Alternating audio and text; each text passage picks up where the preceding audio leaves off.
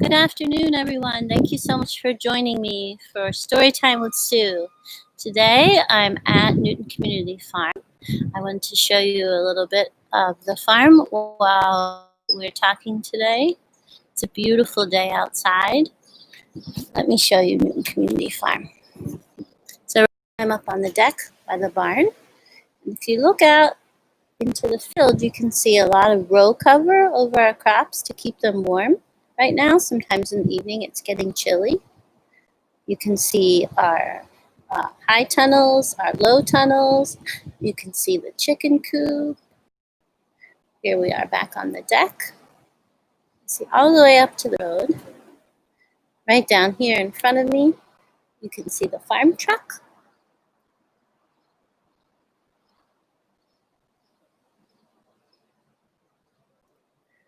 And that's what we have going on here today. It's a beautiful day in Newton, Massachusetts. So today, we're going to talk about composting. And in particular, we're going to talk about worm composting, which is called vermiculture. So I'm going to read you a few books, and we're going to check out our worms here at the farm, see how they're doing in their bin. So first, let's get started with the book. It's going to teach you all about this. It's called Compost by Gosh, and it's by Michelle Eva Portman. It's a little book with a lot of information in it. So let's get started. If you want to chat and give me any messages, you can type right here if you're subscribed to our channel. I hope that you can see this well with the sunshine, and I hope you can hear me. There's some road work going on, so you might hear that in the background. Compost by Gosh, an adventure with vermicomposting.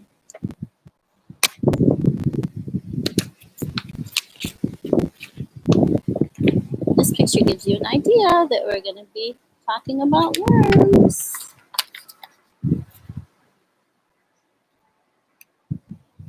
There we go. In a dark plastic bin where light rarely reaches, warmed blackened earth was once berries and peaches.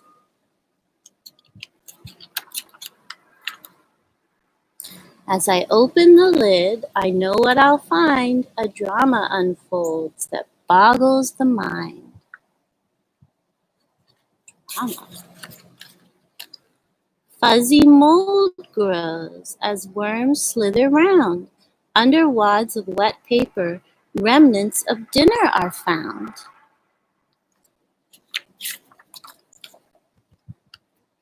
Never quite stopping, the red worms continue, transforming all matter from solid to sinew.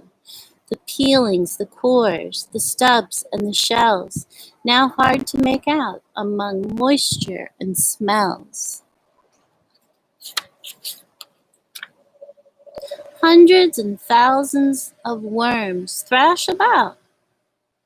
Through pits, stems, and rinds, they weave in and out. While writhing and wriggling on food scraps they dined, now waste turned to gold has come out of their behind. Worm poop. They've made compost by Gosh that our plants and trees crave, while enriching the soil, making fungi behave. A plastic box was the start that we needed no more.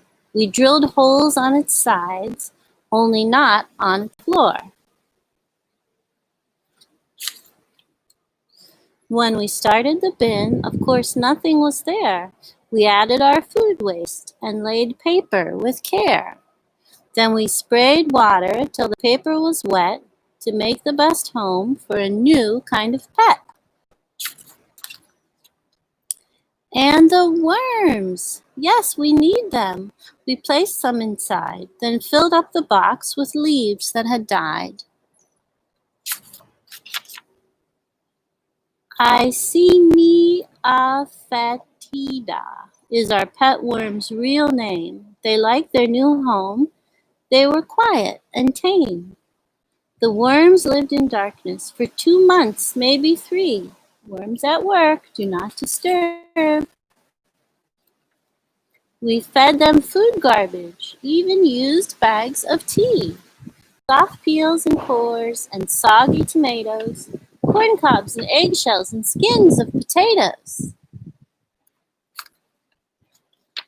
apricots and nutshells and lettuce gone bad, spoiled grapes, squishy onions, all the organics we have. Then lo and behold, we found a black muck, that stuff that's called humus or compost. Oh, yeah. We mixed the compost into every plant pot, then fuller and taller and greener plants got. As our plants grew to be stronger and bigger, we thanked our worm friends for their hard work and vigor. It was quite amazing the things they did do. By digesting our waste, they had made something new. They turned food waste to compost, food for plants and for trees that helps soil hold water, keeps grass from disease. So we want you to know by the end of this tale what you can do with your bread crusts gone stale. Your mushy brown pears and soft wilted greens, carrot tops, pickle ends, your overbaked beans. Your wastes, veggies, and fruits and unwanted dry toast. Don't throw these away. Make them into compost. So that's very interesting. This is directions all about how you can compost indoors with worms. So I'll read you a little bit of this. Making compost using worms, called vermicomposting, is easy to do. You can vermicompost if you live in an apartment or any type of home, even without a yard. Composting is good for the environment. By recycling food waste, you can reduce waste disposal needs and costs. Use your compost instead of chemical fertilizers and pesticides. To start your vermicomposting adventure, you need adult help if you're a child, a bin, which you can drill holes into, a place for your bin. It should be kept in a warm, dark area that is always between 55 degrees and 75 degrees Fahrenheit. A closet, basement, utility room, or garage would be fine. You need bedding. Shredded paper will work well as bedding for the worms. The paper holds moisture and covers the food waste to minimize the odors. The worms will eat the bedding. Newspaper, white office paper, and dry leaves also make excellent bedding material. Paper towels and napkins can be used, but only if they don't have synthetic materials, antibacterial agents, or chemical cleaners. You'll need water to get the bedding wet at the beginning. You might have to add water occasionally with a misting spray bottle. And you'll need the worms. Red worms are one species of worm commonly used for composting with worms. The worms found in your garden are usually not the type of worms that go in an indoor worm bin, so earthworms are not a good choice for this. Red worms are usually sold by weight, 600 to 1,000 worms per pound. Worm suppliers will ship worms to you that will be happy to live in your bin. And then they'll make more worms, so you probably won't need to buy any more worms. You'll need food for your worms, which is leftover fruits, veggies, coffee grounds, and grains. Those are the things they like the most. You shouldn't put meat or dairy in there because it might make it smell bad. And there are certain things that worms don't like citrus and onions. So you should be sure to check and see first before you put something in there. And don't put too much new food in at a time. You have to give the worms time to digest what's in there. And then every 3 to 6 months, you can take out nutrient-rich worm castings, which is a fancy word for worm poop, that make up the compost. Mix it with soil, add it to your plants. Put the worms back in the bin and add new bedding, more food, and let them compost. Sounds pretty easy. So that's how you do an indoor composting bin. And that's what we have here at the farm. So I'm going to show you. You can see our plastic bin. Ours has holes in the bottom so that the liquid drains down and makes a nice nutrient-rich liquid compost. Take the lid off. The inside of the lid is a little dirty. And if you can see down in there, you see some shredded paper. I see an avocado skin. I see a ripped up brown paper towel. What else do I see in there? I see newspaper, I see office paper, I see some eggshells in there. All things that worms like to eat. And now I'm going to take some out of the bin and show you. Let's see. Worms, where are you? It's a little dry in here, so we're going to add some water to this too. I just saw a worm. Where did he go? See what's in there? Just the eggshells. Here's one. Here's a little red worm. Can you see that little red worm? They're not very big. They're not like earthworms. You see? This little guy is eating his way through with all his friends. There's another one all wrapped up in the paper. They don't like to come out in the sunshine. And they're making compost. Pretty neat, right? And these guys, they just sit in this bin, eat their way around. Very quiet little pets. They're amazing little creatures, aren't they? So I'm going to add a little shredded paper to our bin. So the shredded paper, shouldn't use colored paper. Let's sprinkle it in there. See? Mix it. Mix it a little bit. See some worms rolling around in there. They're like, what is happening? Bring it up from the bottom where it's a little bit more moist. Stir it up.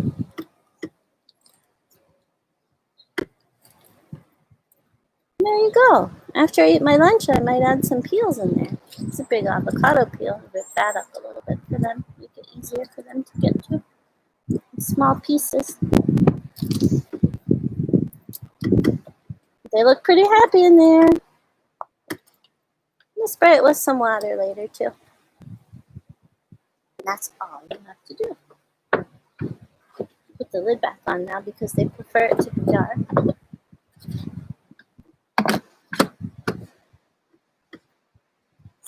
All right, let's get to our next book about composting. Take off my worm gloves. It's a little sticky. Okay.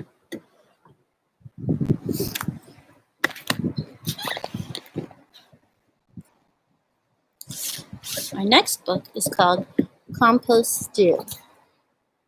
See it there? An A to Z recipe for the earth by Mary McKenna Siddles, illustrated by Ashley Wolf.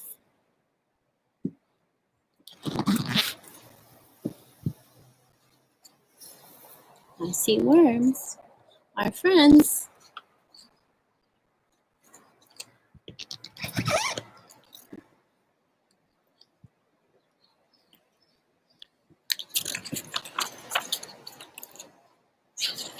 Lots of colorful pictures. Environmental chefs, here's a recipe for you to fix from scratch to mix a batch of compost stew. Ingredients: apple cores, bananas bruised, coffee grounds with filters used, dirt clods crumbled, eggshells crushed, grass clippings, hair snippings, and an insect or two. Just add to the pot and let it all rot into compost stew.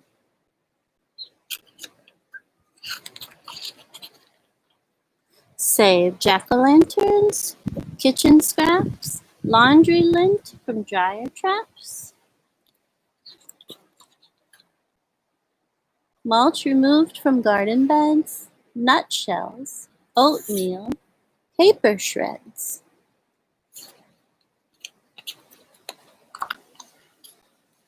Quarry dust, rye bread crust, and seaweed strands, a few.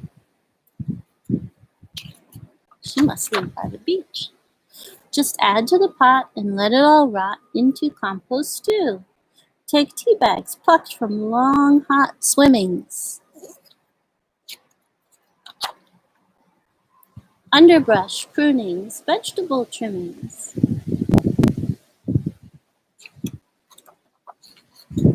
Wiggly worms with compost cravings. Christmas tree needles, yellow pine shavings. And zinnia heads from flower beds whose blooming days are through. Just add to the pot and let it all rot into compost stew. Moisten, toss lightly, cover, let brew, and when the cooking is complete, Mother Earth will have a treat, dark and crumbly, rich and sweet. Now open the pot, and what have you got? Compost stew.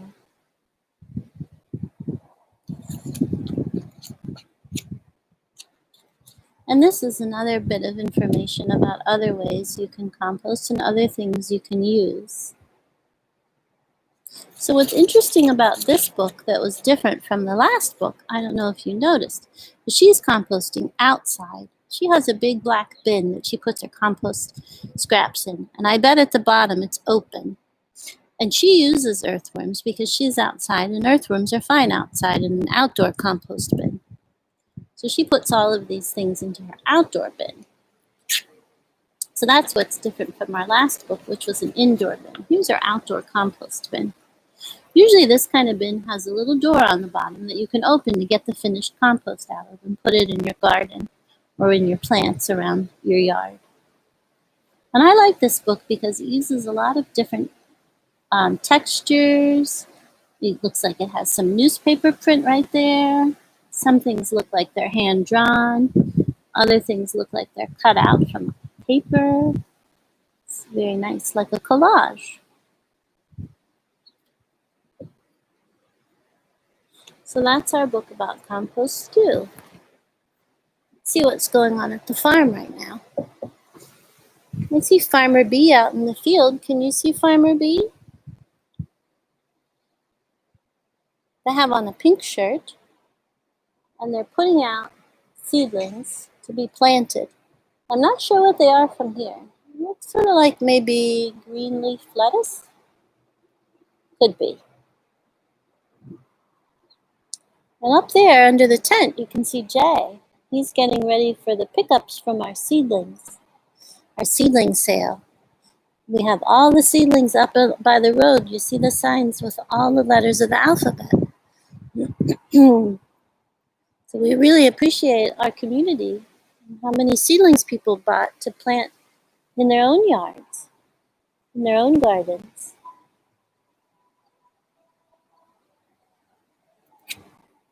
Okay, let's read another book. This book is about farms and where food comes from. Sometimes when you go to the grocery store for your food, you don't know exactly how it started. You might not realize what all goes into your food before it gets to you at the grocery store. This book is called Before We Eat, From Farm to Table. It's by Pat Brisson, illustrated by Mary Azarian. I love the pictures in this book. They look like woodblock prints, cutouts. Before we eat, from farm to table. Remember last week we talked about how you can find the copyright date in a book and see when it was printed? This one has it at the very end instead of at the very beginning. This book was published in 2014. Here's the author. right here. And here's the illustrator.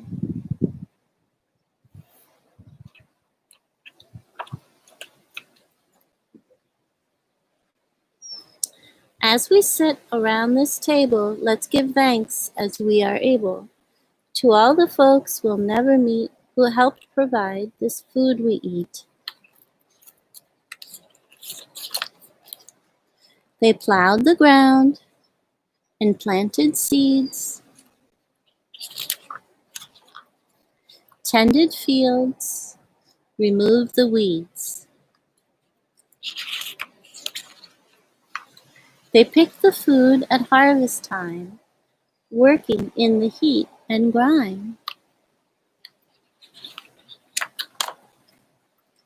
They grazed the cattle, fed the sows, gathered eggs, and milked the cows. They fished from boats and on the seas, raised wheat and nuts and honeybees.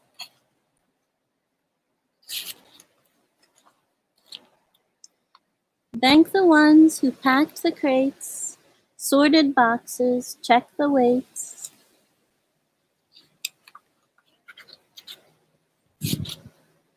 Thank the drivers on the roads in their trucks with heavy loads.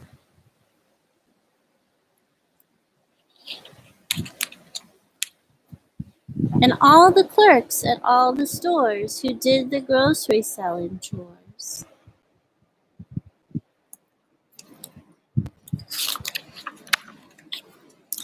Thank the ones who bought this food, the ones who teach me gratitude. Sitting at this meal we share, we are grateful and aware, sending thanks upon the air to those workers everywhere.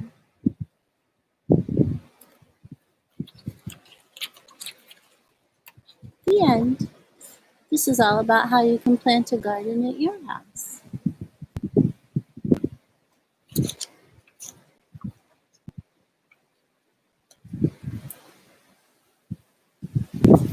And I have one last book for you today, which I thought would be a good one. It's called On the Farm, since we're on the farm right now, by David Elliott, and the illustrations are by Holly Mead.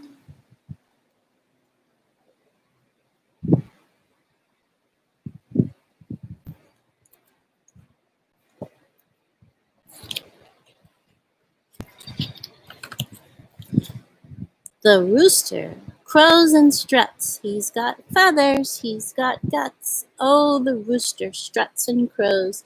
What's he thinking? No one knows. The cow makes milk, standing, grazing. Abracadabra, she's utterly amazing. The pony whinnies in the wind, kicks in his stall. He's as mighty as his cousin, just not as tall.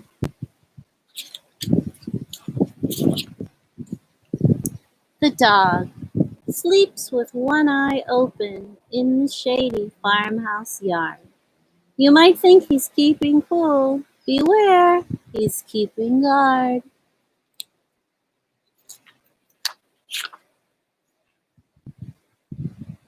The sheep began his woolly life as gentle as a lamb. Too bad he turned into a ram. Bam!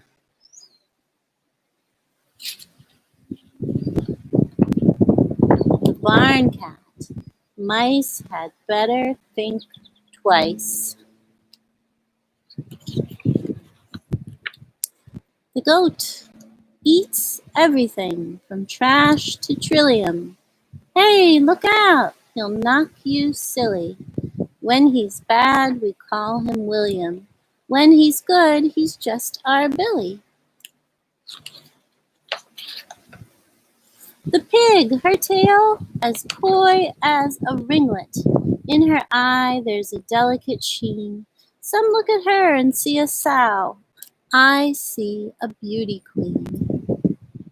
Look at her little tail.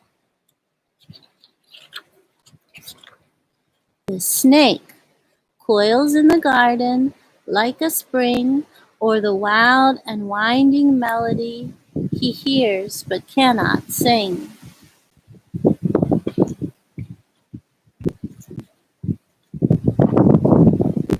The bees tell their story, sweet and old. It begins in clover, it ends with gold. The bull knows what he likes, cows and corn, knows what he is, muscle and horn. It's a big bull. The turtle lifts her fossil head and blinks 1, 2, 3 times in the awful light. In her house, it's always night. The duck quacks, the hen squawks, the goose honks, honk honk. But the rabbit listens, listens, listens, and doesn't make a sound. The end. So I'll tell you what I've seen of these animals here at the farm.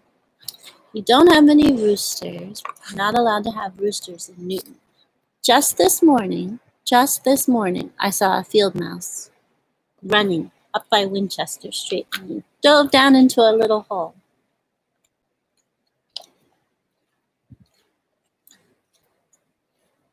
Let's see. We don't have big animals here like cows or ponies. The farmer and his family have a beautiful dog. His name is Boyd. He's a wonderful farm dog. He barks at the hawks and tries to keep them away from the chickens. Don't have any sheep. The farmer and his family have 2 cats. One is shaped sort of like a potato, and her name is Chubbs, and she's super friendly. And sometimes I put pictures of her on Instagram. So if your parents are on our Instagram account, you might see pictures of Chubbs sometimes. The other cat is named Lucky, and she's beautiful. She's also very friendly. She's sort of a gray tabby with a white belly. She's sweet. We don't have goats or pigs. I did see a snake here once, right by the chickens. He was slithering around in the grass. A little friendly snake, not a bad snake, not a scary snake. No snakes are bad, but some could be poisonous, but not here. We have bees because we have a beekeeper who keeps his bees here. We have lots of honeybees. No bulls. Never seen a turtle here. There might be because we're close to the Charles River, but I haven't seen one. We definitely have hens. Lots of beautiful hens. Sometimes we see geese and ducks going by. They don't live here. And we definitely have rabbits. So it's a little bit like our farm. Well, those are all the books I have for you today. Thank you so much for joining me. I'm not going to be back for regular story times for the rest of the summer. Things are getting really busy here at the farm, and we're going to be harvesting and selling and donating our produce, so I'll be busy working on that. But I will be here at the farm. We'll all be here working and getting produce ready for you and your family. So let me give you one last look around. Oh, I see Farmer Greg is out there now too, along with Farmer Bee. And there's our beautiful little farm. I hope you've enjoyed Storytime with Sue. I certainly have enjoyed Storytime with you. Check out our website for any future programs. Thank you. Have a great day. Bye.